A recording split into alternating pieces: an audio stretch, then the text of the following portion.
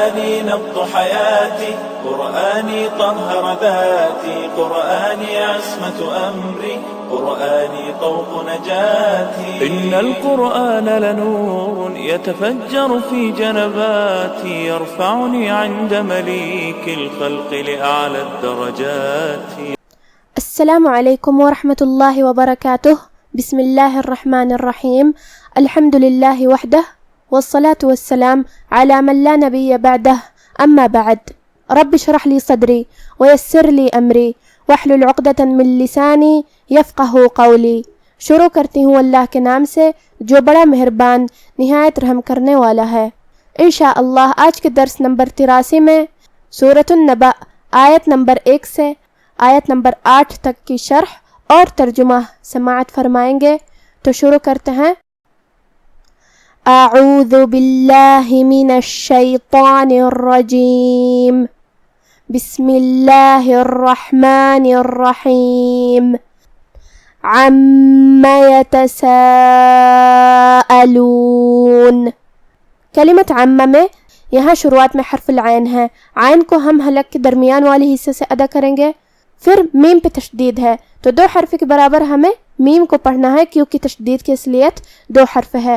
جیسا کہ یہاں حرف المیم ہے تو یہ 2 میم ہے، میم ساکن اور میم متحرک.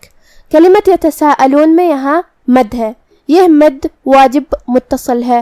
مد واجب متصل کا معنی ہے کہ حرف المد اور اس کی وجہ جو کہ حمزہ ہے دونوں ایک ہی کلمہ میں ہو. مد واجب متصل میں ہم اپنی آواز 4 مد کے برابر لمبی کریں گے. آخری میں نون پہ رکیں گے تو اس پہ جزم سے رکیں گے، لہذا ہمیں نون کو ظاہر کرنا ہے. عم یتساءلون عن النبأ العظیم. کلمت النبأ میں یہاں بھی نون کے تشدید کا دھیان رہا ہے. کلمت العظیم میں یہاں حرف الضا ہے.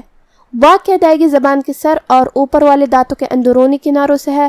با حروف تفخیم میں سے بھی ہے تو ہمیں اسے بھاری آواز میں پڑھنا ہے. آخر میں حرف المیم پہ رکیں گے تو ہمیں میم کو ظاہر کرنا ہے. عن النبأ العظیم الذی هم فیہ مختلفون. کلمت الذی میں یہاں لام کی تشدید کا دھیان رہے. پھر حرف الدال ہے. ہم دال کو زبان کے سر اور اوپر والے دانتوں کے اندرونی کناروں سے ادا کریں گے. کلمت ہم کے آخری میں یہاں میم ساکن ہے تو یہاں میم کا حکم ہے اظہار شفوی. ہمیں میم کو ظاہر کرنا ہے اور بغیر غنہ سے حکم کو ادا کریں گے.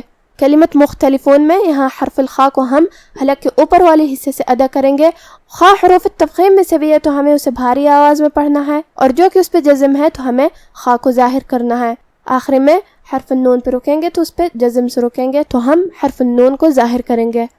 الذی هم فیہ مختلفون کلا سیعلمون.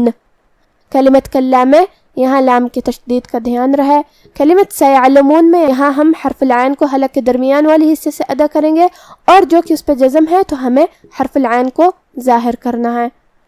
کلا سیعلمون ثم کلا سیعلمون الم نجعل الارض مہادا.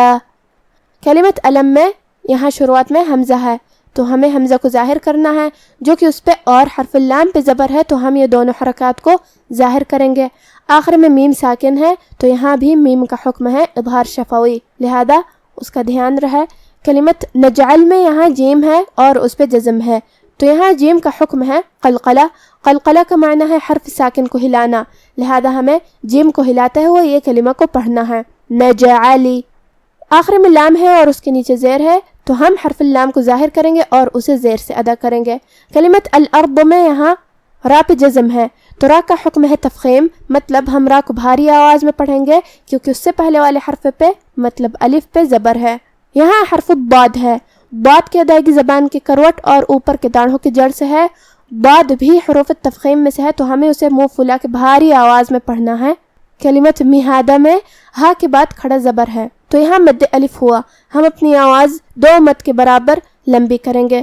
جو کہ دال پہ تنوین زبر ہے تو ہم اس پہ رکیں گے تو مد الف سے رکیں گے، مطلب ہم آخری میں اپنی آواز 2 مد کے برابر لمبی کریں گے. لیکن ہم یہ آیت کو اگلی آیت کے ساتھ ملا کے پڑھے تو جو کہ دال پہ تنوین زبر ہے. پھر حرف الواو ہے کلمت والجبال میں, اور واو حروف الادغام بغنہ میں سے ہے. ادغام کا معنی ہے حرف کو حرف میں داخل کرنا, تو ہم یہ تنوین کو واو میں ملا کے غنہ اور تشدید کے ساتھ یہ حکم کو ادا کریں گے. مہادا والجبال, لیکن ہم کلمت مہادا پہ رکیں گے تو اس پہ مد الف سے رکیں گے. أَلَمْ نَجْعَلِ الْأَرْضَ مِهَادًا وَالْجِبَالَ أَوْتَادًا. کلمت اوتادا میں یہاں شروعات میں حمزہ ہے, تو ہمیں حمزہ کو زبر سے ادا کرنا ہے, اور حمزہ کو ہم حلق کے نیچے والے حصے سے پڑھیں گے. یہاں بھی دال پہ تنوین زبر ہے, تو ہم اس پہ رکیں گے تو مد الف سے رکیں گے. لیکن یہ آیت کو اگلی آیت کے ساتھ ملا کے پڑھے تو یہاں بھی حکم ہوگا ادغام بغنہ, تو ہمیں حکم کو ایسے ادا کرنا ہے اوتادا وخلقناکم. لیکن ہم کلمت اوتادا پہ رکیں گے تو اس پہ مد الف سے رکیں گے. والجبال اوتادا وخلقناکم ازواجا. کلمت وخلقناکم یہاں بھی ہمیں خا کو بھاری آواز میں پڑھنا ہے, اور ہم اسے حلق کے اوپر والے حصے سے ادا کریں گے. پھر یہاں حرف القاف ہے. قاف کی ادائیگی زبان کی جڑ اور تالو کے نرم حصے سے ہے. قاف بھی حروف التفخیم میں سے ہے, تو ہمیں اسے بھاری آواز میں پڑھنا ہے, اور جو کہ اس پہ جزم ہے تو یہاں قاف کا حکم ہوا قلقلہ, ہمیں اسے ہلاتے ہوئے یہ کلمہ کو ادا کرنا ہے. وَخَلَقْنَاكُمْ, آخر میں جو کہ یہاں بھی میم ساکن ہے تو ہمیں میم کو ظاہر کرنا ہے. کلمت ازواجہ میں یہاں زائی ہے اور اس پہ جزم ہے, تو ہمیں حرف زائی کو ظاہر کرنا ہے, اور آخر میں ہم کلمت ازواجہ پہ رکیں گے تو اس پہ مد الف سے رکیں گے. وَخَلَقْنَاكُمْ أَزْوَاجًا. اب آپ سورۃ النبأ کی تلاوت تجوید کے ساتھ سماعت فرمائیں. بسم اللہ الرحمن الرحیم. عَمَّ يَتَسَاءَلُونَ عَنِ النَّبَإِ الْعَظِيمِ الَّذِي هُمْ فِيهِ مُخْتَلِفُونَ. كلا سيعلمون ثم كلا سيعلمون ألم نجعل الأرض مهادا والجبال أوتادا وخلقناكم أزواجا.